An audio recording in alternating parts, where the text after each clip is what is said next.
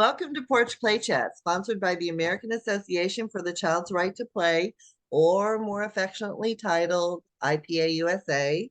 IPA USA is the USA affiliate of the International Play Association, and as part of our efforts to promote play, we've introduced Porch Play Chats, which are just conversations with people who are just as passionate about play as we are. I'm Deb Lawrence, and I'm president of IPA USA. And you can find all of our Porch Play Chats if you go to our website at ipausa.org. And up in that top right-hand corner, there are links to our Facebook page, our Instagram, our YouTube channel, and our Spotify. And if you follow, be a friend, subscribe to any of those things, magically, every Monday morning, a new Porch Play Chat will appear in your feed. With me on the porch today is Mike Huber. Morning, afternoon, whatever time it is for you. It's morning here. I think it's still morning here. Yeah. Mike is the co-host of the podcast Teaching with the Body and Mind and the author of several books, Embracing Rough and Tumble Play. I have to keep going down my list. The Amazing Erik. Inclusion includes us, and soon coming to Amazon or a bookstore of your choice, Power Play. So Mike is truly an amazing author who really brings to life with his work with children each of these books' titles. He's currently the director of curriculum at Rise Early Learning Center.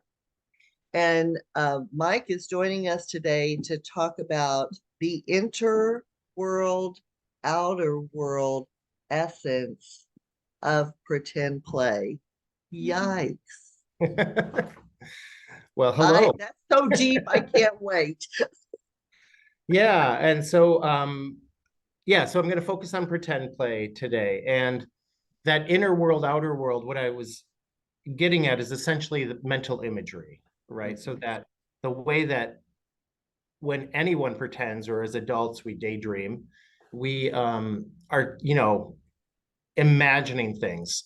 For a lot of people, it's picturing it visually, but I like the word mental imagery because it doesn't have to be, or like it can be any of the senses, I guess is what I'm saying. And I think even for some people, they literally picture the words of the thing they're imagining. But it's inside your own head. Nobody else knows what you're thinking. And even going to children, when they're pretending, they might be thinking very different things at the same time and still play together. And what got me excited was that idea. Well, I was interviewing people for my book, and I was able to interview someone who's now 17. For the purpose of the book, they go by the name Q, although I'm realizing they might be 18 by the time it's published, so we might be able to use their real name. Their real name, yeah, there you go.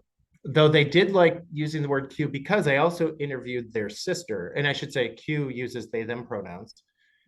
But Q's sister is 20, and they're A in the book, so it's Q and A. So they were a little with my interviews, but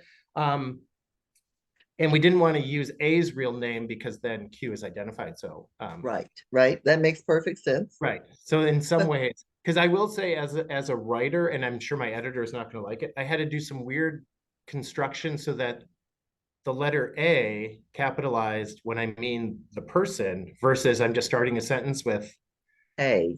A was really hard to differentiate. And so either we're going to have to give different aliases or not. But for today, I'm going to talk about Q and A. But A really gave me an insight about pretend play because Q and A didn't have very many interests that were the same when they were children, young children. But A really loved playing knights. Q became obsessed with princesses. So the only thing that actually overlapped was they could play games together, and they had blocks, like those cardboard blocks that look like castles Mhm. So they would build a castle and then have some sort of scenario going on. And A was talking about the way,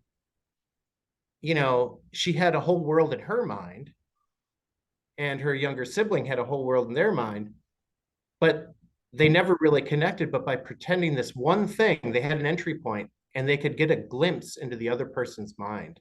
Mm.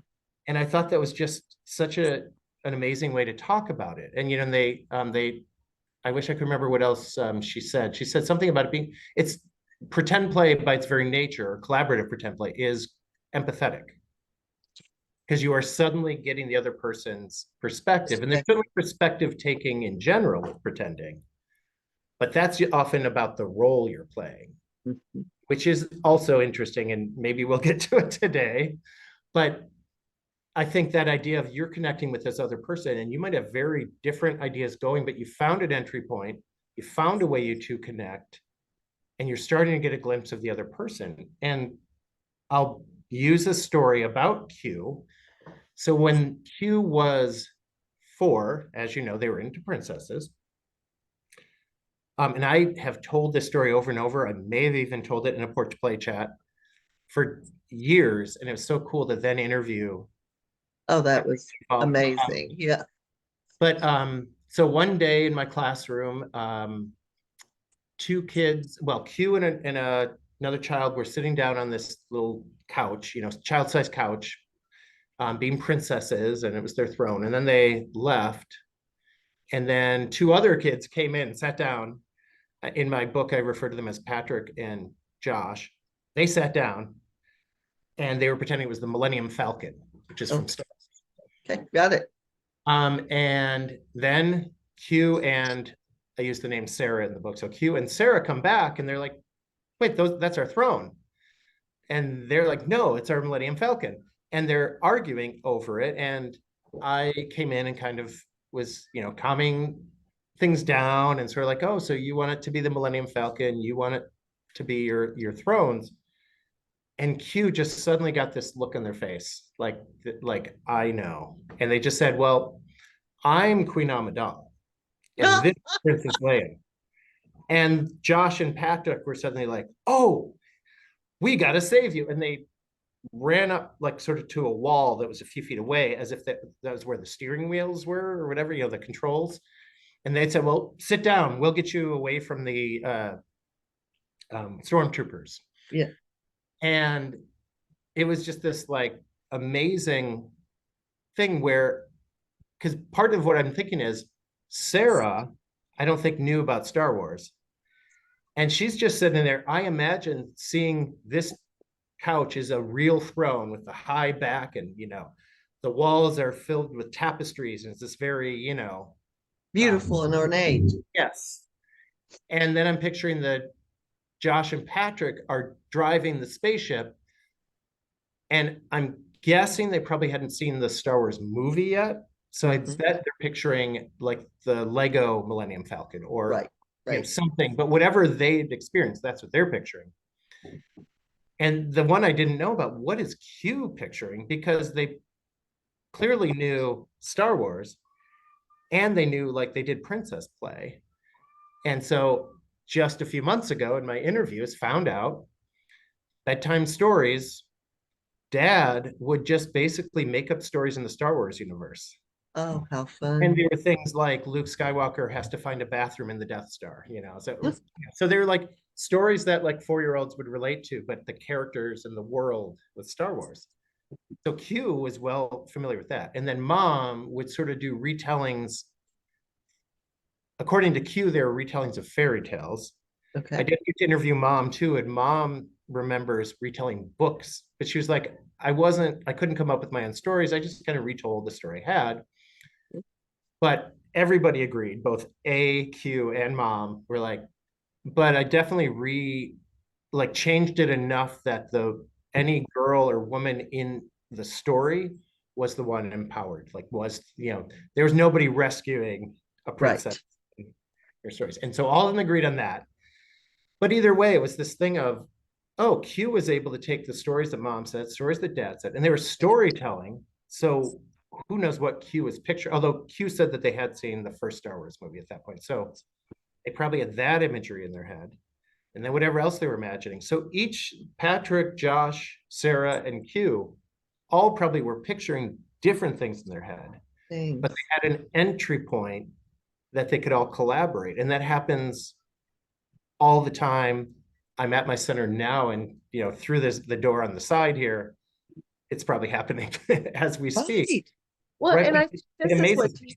this is what we don't see when we observe because we can't get into their heads, right? Right. And so we think they're, doing something and oh, that's cute. And, you know, I'm glad that they're able to reenact something that maybe they're experiencing or Right. that they've seen, that they're imitating, blah, blah, blah, blah. Which could be it, but boy, is that much deeper. I mean, think of the skill Yeah. that took to bring those two storylines together on the couch Right. Right. that resolved the issue and got everybody excited to to play with each other. And I don't think sometimes we value pretend play and dramatic play. Right. And we think it's just, oh, they're just playing when, oh my goodness, think Yeah. of what you just described was Right. I know. I know. complex. And even the piece that, even when it's not a child able to combine stories, the other thing that happens that's similar, I think, is when they're, say, if they're just playing Goldilocks and Three Bears, and actually I meant Little Red Riding Hood, and Mhm. getting chased by the wolf or something. And in a real classroom, they're playing chase, but suddenly they come upon a child who's building a block building or building with Legos or something, and they suddenly go around that person. Mhm. So they are imagining, they're embodying this like storyline, but they also are aware of the things in front of them. Mhm. Now they may bump into the building, but I often think that's more because they're still learning how to control their movements. Like, oh, they turned a little too late, or they Yeah. forgot their elbow sticks out an extra, few inches from, the rest of their body or whatever. But they don't really like often disrupt play of others. They can be aware of the real world that's happening and the world they're picturing in their mind. And then they are embodying the way they move. They're even a 2-year-old's going to stomp when they're the dinosaur. They're going Mhm. to use a lower voice. They're going to growl. So they are embodying the character all the way through their body, what they do, and at the same time are aware of the real world. And so even at the smallest level, it's like they're capable of thinking two thoughts at the same At time. the same time. Yeah. And again, we don't often give that credit. And the fact that they can stay in character, especially as they get older, stay in character with that while something else is happening. Even all of us have experienced it when, oh, hey, it's time to clean up. Dinosaurs don't clean up or whatever. They can they stay in character, but they are talking to you about the real world conversation too. Oh, yeah. Oh, that is so deep. And Yeah, and so when well, and it's because again, we're focused on okay, it's cleanup time, so we can get on to the next thing. And they're in transition, right? right, They're trying to shift what they were doing over here into this new reality. right, right. And so they stay in character, which I think is hysterical Yeah, that that they are able to do that, but we may not notice right, dual thinking that they're using right. in those two perspectives. Yeah. And I think a lot of teachers have figured out like, oh, if I address the character, not the child, I can actually get them. It's like, oh, but these toys, they're actually, they're food for the Tyrannosaurus Rex. So we need to hide it so the Tyrannosaurus Rex doesn't come. Mm-hmm. You'd like stay in the scenario and then have them clean up. And again, the child realizes there is no real T-Rex. Right. It is just cleaning up, but I don't have to step out of this and clean. I can stay in this and clean. So they are still keeping two things in mind. And again, I think I used to have the perspective that I was sort of, I don't know, tricking is too strong a word, but like tricking the kid, like to clean Mm-hmm. up. Mhm. And now the more I think about it and the more like interviewing Q&A was really great because both of them were really good at remembering the feelings Mhm. of that time. Um, so like I'm not tricking them. They're playing along. Like, oh, this is a fun game too. I know we have to clean up, but Well, also it's way and more fun if I stay in character right. and And what do I heard though, Mike, it. not tricking or manipulating or Yeah, doing anything. What I heard is a teacher who was so in tune with yeah, what they were doing that you're going into their character, right. but Yeah, still getting done what needs to happen. right, right. And children would be much more engaged in that than just say, no, I told you to stop and it's time to Yeah. clean up, right? When in And when their you say head, that, oh, they're sorry. like, Right, right. And I think the child understands, like, oh, you're seeing me, right? yes. Like you're accepting that I like to play this way. And so, yeah, so I think it's yeah, there's this like back and forth. There's this connection that only happens by joining the pretend play. Yes. And I think that's what I loved about when A had brought up that like it's an empathetic activity. And they even brought up so actually I'll tell a little more story about the siblings because it illustrates that. As A got older, she stopped pretending. And she literally, just in the interview saying, yeah, I think when I was around 9 or 10, I wasn't really pretending anymore. So Hugh and I didn't play together anymore. Wow. And then A started playing Dungeons and Dragons. Dad was into that too. And then they had friends, but they would play every week. And then when Hugh got to that around 9 or 10, started playing too. And suddenly they were playing together. And so once a week, they would play Dungeons and Dragons together. And it's what I find interesting is very similar type of play in a way. It is. And yeah, and A even described Dungeons and Dragons, and I think she's referring to any role playing. It really is just like a playground for adults. Mhm.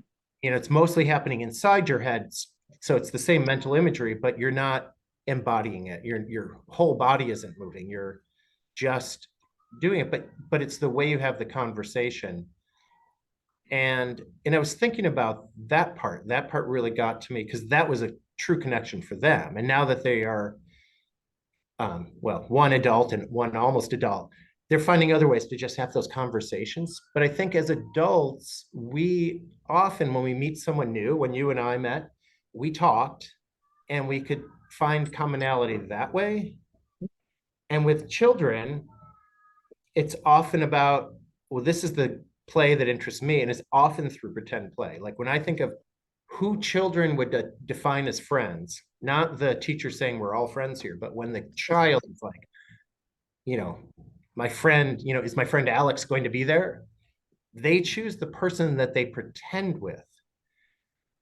And so it's like the Mm. finding entry points for kids. So when you have children from a lot of different cultures or different abilities, one of your roles as the adult in a group situation is to find how do I give them, if they haven't found entry points, how do I find that with them? So the books you read to them Mhm. can be that they can start playing that. There's some basic chase games are common Mhm. in every culture. So it can be a simple, there's a bear, let's run away, those types of things. And that's usually where it starts. And especially if there's language differences, um, that play that's almost all physical, like you wouldn't have to know the language of the other person to know when they raise their hands and go, "Roar," that you run.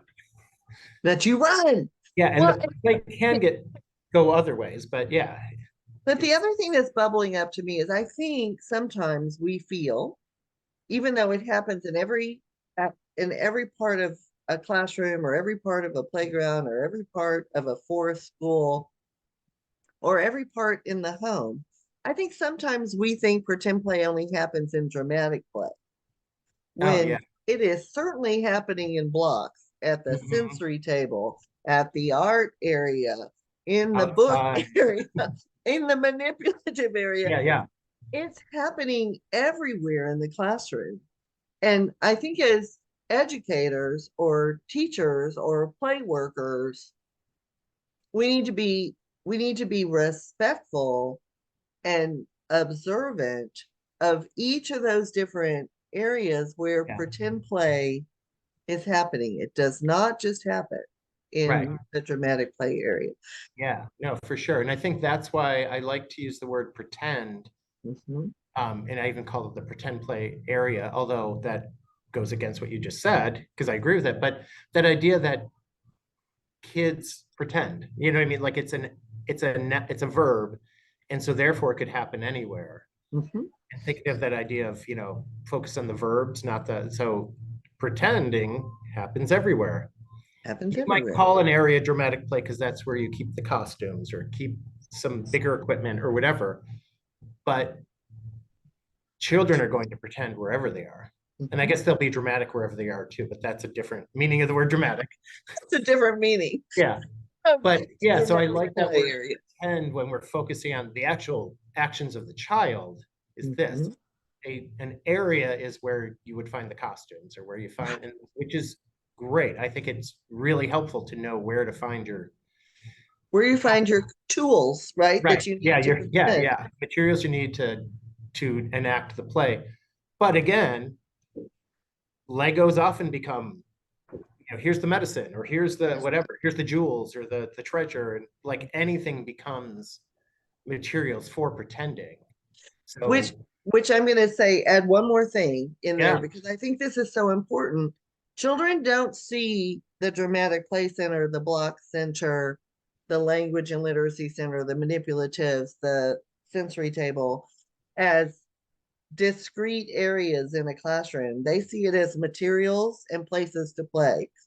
And so when we interfere with their ability to run to housekeeping to get something that they need in the block area for their pretend play, then we're disrupting that again. So again, we yeah, have to really be thoughtful and ask ourselves, why is Sarah running over to the dramatic play area and grabbing a baby? Well, don't stop it. right, Observe it because you're going to figure it yeah, out. You may not see the images in their heads, but you can at least value and respect right. what they're doing. Yeah, and I think that's one of the things that's been helpful for me too, right? That if I just know that I don't actually know what's going on in their head, I have no but idea. I can see that this is following that, like, oh, whatever they went over to get the baby. Mhm. So in their mind, they Something's need that happening. baby. Yeah, and disrupting that because I can't see why that connects. It's like, well, of course you can't see. Right. You're And not you in their can head. tune to it. You can then watch, oh, I wonder what's happening. I'm going to pause and look over, and maybe, when you're with a lot of other kids, you might not do it right away, but say, oh, in a minute or two, I want to look over and see what they're doing with that baby. And like, oh, that block building was actually a crib or whatever um, Whatever the play scenario is in their head, the pretend play. yeah, And so when we're thinking about valuing and recognizing children's perspective, I do think that's hard for us because some of us may not have had these kinds of opportunities to do this right. pretend play without adults saying, oh no, you can't do that, or oh no, that's too Or we dangerous. may simply be from a different culture as the child, so we aren't Yes, understanding what they're doing. yes. Because that's And so another one that we have to yeah. understand. Yeah, Well, and I love that, even though children may have diverse abilities or they may have diverse language or they may have diverse culture or they may have whatever it is, that ability to make that connection. yeah. And what did you call it, Mike? Because you called it something different than a connection. What was it that you called it? Um, It's an entry point. Entry point. Yeah, and that I do like that word entry point. And that was another term by A. Um, Oh, I love that. it was just like that, it really is. And then that's where having, like, when it's just thinking about the way we set up our dramatic play, if it's sink, refrigerator, stove, is that an entry point for everyone?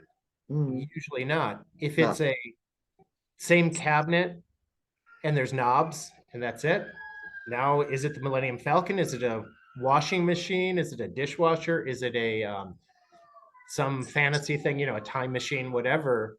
Yeah, that the more open-ended materials are, Mhm. it can be a lot of things, but there is this, I think, we can see the cultural, um, I don't want to say bias, but like what culture it came from of like, oh, this is how kids will pretend.